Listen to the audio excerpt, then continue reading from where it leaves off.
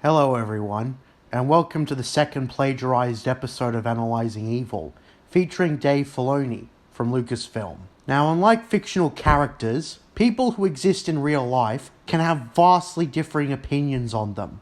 While most can say that Emperor Palpatine, for example, is pure evil, the opinion on Dave Filoni has never been set in stone. He undoubtedly still has his supporters for different reasons, as he has his haters for different reasons. However, Dave Filoni, from the perspective of an expanded universe fan, and those generally against Disney Star Wars, is looked at unfavorably, while more casual fans and people who are indifferent or already like the current state of things tend to have a more favorable opinion of the man.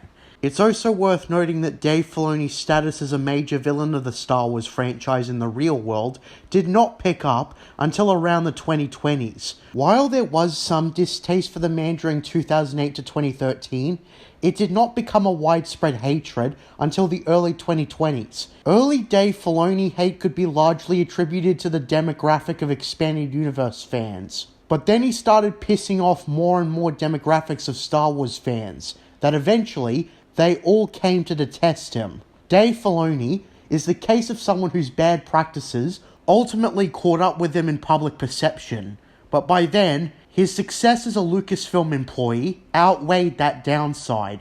Now, before we can look at where Dave Filoni is now, we must first look at his origins. Born on June 7th, 1974 in Pennsylvania, Filoni entered the entertainment industry in 1997 as a storyboard artist or an assistant director in many shows. His credits include Mike Judge's King of the Hill, Disney animated shows such as Timo Supremo and Kim Possible, and also came to work on directing many first season episodes of Nickelodeon's Avatar, The Last Airbender. Then he was offered a job by George Lucas that he seized to work on the animated show that would come to be known as Star Wars: The Clone Wars. Although it is worth noting that this is Dave Filoni's own account of what happened. There's actually the possibility that George didn't actually hire him at all. According to an issue of Star Wars Insider from back in the day, Catherine Winder actually claimed credit for hiring him. Now, this is where the agreements on Filoni's career and how it's seen stops. Since Dave Filoni is most commonly associated with Star Wars today, there is no agreement on what happened exactly with the Clone Wars. While there are many featurettes, it's worth noting that just because Dave Filoni or anyone else tells us something doesn't automatically make it verifiably true. The Clone Wars, after all, was cited to not contradict the events of the previous Clone Wars show, something that became objectively false. So what happened exactly is anyone's guess. Filoni's defenders do like to put a lot of the Clone Wars' bad decisions on George Lucas. The pacifist Mandalorians, Darth Maul's return, Ahsoka's original conception are all given to George Lucas. However, it's subject to heavy debate who had more influence over the Clone Wars. What is for certain, however, is that Dave Filoni, in everything he's been involved in, has had next to no regard for continuity. Not just from the works of other people, but himself as well. However, it is most egregious that he paved over others. Whether George Lucas paved over the expanded universe, Filoni was complicit in that. While George may get the excuse that he's the god of Star Wars, Filoni does absolutely not. He, however, has acted like he has the authority to pave over everyone, even with George out of the picture.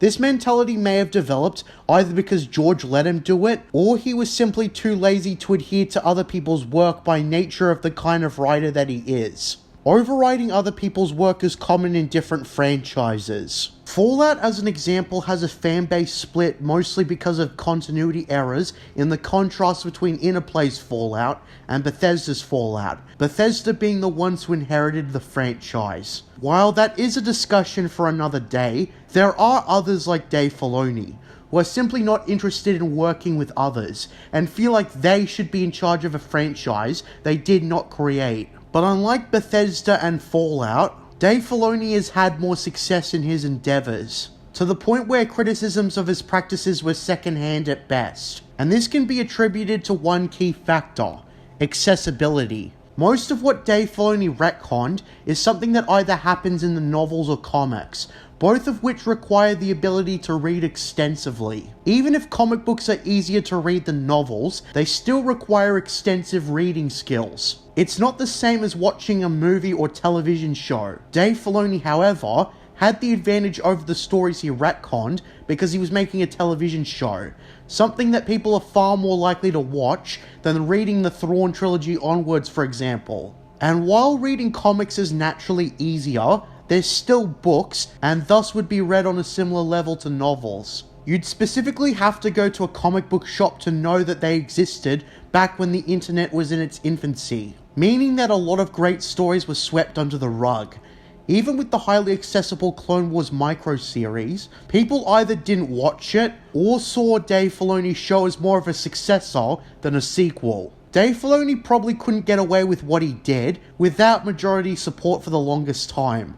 Filoni heavily relied on those who don't know squat about the expanded universe or don't really care about consistency to sell his shows. Defenses range from how the expanded universe was never canon, commonly citing out-of-context lines from George Lucas, or ignoring the ones in favour of the EU, arguing that nobody even reads the books anyway, so who cares, or even saying something like how Filoni's work improves what came prior. The last argument I mentioned is probably the pivotal reason the Clone Wars even has a following to begin with. It contradicts the prequels, a trilogy that certain people hated. So they praised the Clone Wars not for making the prequels better, but because the Clone Wars warped the prequels into something entirely different. Even if we have a look at the Clone Wars, it took a season at best to pick up, and there were a lot of duds. And while it's fine to mention highlights, the Clone Wars was far from a great show. It might be decent at best, but its problems are far too great to ignore. However, as we soon see, Dave Filoni doubled down on any bad practices he acquired from the Clone Wars, and in fact he went straight to work on a sequel series to the Clone Wars, Star Wars Rebels, and here the flaws are even more prominent. Even though the budget was cut in half, Filoni proves he is not a strong independent showrunner or writer. He's also blatantly lied that the Lasats were a brand new species in a featurette. Star Wars Rebels as a show was generic and cookie cutter as it comes. Most of the series is bland. It pulls punches all the time, and any dramatic stuff happens at the very, very end. Not to mention the villains are utterly incompetent. During this time, he also implied that he very much sees Expanded Universe fans as fussy children, as when asked if he'd bring in more Expanded Universe characters after doing so with Thrawn, he made such a comparison, telling fans to, quote, play with Thrawn for a little bit. This tells us that his confidence in what he's doing is extremely high, and that means, undoubtedly, that he has traits of narcissism, at least when it comes to writing Star Wars. Not enough people either knew or cared about his dismissive regard for continuity, and aside from George Lucas, Dave Filoni has quite possibly been literally the only creator that people have ever known. Everyone else be damned. Filoni, after all, not only has the advantage of accessibility, but also prominence in that accessibility. The Clone Wars is probably the first show most people start with, and when we look at all the Star Wars shows that exist on Disney+, Filoni is cited as the creator of almost half of them. He also has major influence over practically all shows that come out, due to his status. Leslie Headland has openly stated how she sees Filoni as a mentor, and apparently he said that not all witches were Night Sisters, which the irony of that being that Filoni himself ignored the courtship of Princess Leia, which established the different Dathomirian tribes. So we can also say with good reason that he also enjoys being the lore consultant when it comes to Star Wars, because even if he isn't directly involved with something, he at least has his input established so that they don't override him. But that's only so he can do the overriding. I should also mention Filoni's symbol as a false source of hope for desperate fans. Some people act like Filoni is a spy in the industry and that he's going to give us real Star Wars once he's usurped Kathleen Kennedy. But the reality is far from that. But this sort of belief still allows Filoni to thrive. And as I said before, it's far too late. I should also say that just like the man himself, his flagship character is highly overrated. Ahsoka Tano is commonly considered to be Filoni's main character, and a key way he imposes his will on Star Wars is through her. Since George Lucas's original saga is about Anakin Skywalker, Ahsoka is given an artificial spot in that story. But over time, Ahsoka went from an afterthought shoehorned between episodes 2 and 3 to a character of major importance, however artificial it is. Filoni, as many will know, went behind George's back to ensure Ahsoka survived Season 5 of the Clone Wars. And even with the acquisition by Disney, he was able to double down on Ahsoka's so-called relevance. He made her a central character in Rebels, gave her a live-action debut in The Mandalorian,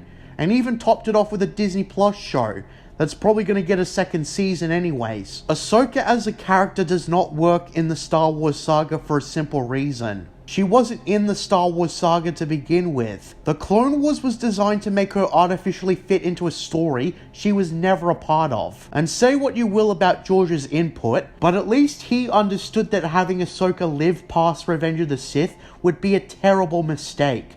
This ultimately demonstrates that Filoni doesn't care about the Star Wars universe and its consistency, but rather, he cares about how he can warp the franchise to his will and make it his. In Star Wars terms, Filoni would absolutely be a dark side user, as that's what it's about: selfish desires and the pursuit of greater power above all else. Filoni has let his ambition and selfish desires cloud any sense of integrity, and in doing so, doomed the Star Wars franchise.